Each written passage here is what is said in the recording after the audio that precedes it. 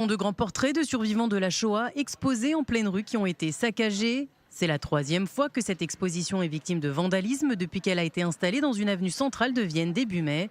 La semaine dernière, certaines photos avaient été taguées de croix gammées.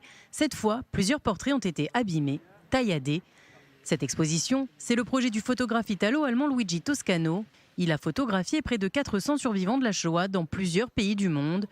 L'artiste s'est déclaré bouleversé. C'est la 13e fois qu'il expose ses portraits, des expositions qui ont lieu dans de nombreux pays, et c'est la première fois qu'il subit un tel assaut. J'ai exposé ces portraits 2 fois à Berlin et aussi en Ukraine et 4 fois en Amérique. J'étais à New York, Washington, Boston et il ne s'est rien passé de tel. C'est la première fois que je fais face à cette brutalité et vous voyez l'ampleur des dégâts, c'est vraiment triste. Après la découverte de cette nouvelle dégradation, plusieurs associations de bénévoles ont annoncé qu'ils organiseront des veillées de protection de l'exposition.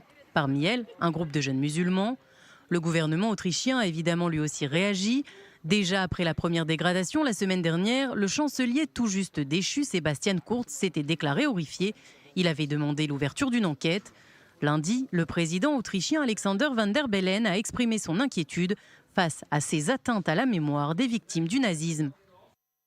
Je sais que la majorité écrasante de la société autrichienne rejette clairement les atrocités commises par les nazis, que certains ne puissent supporter la vérité et le rappel solennel que ces photos expriment est accablant.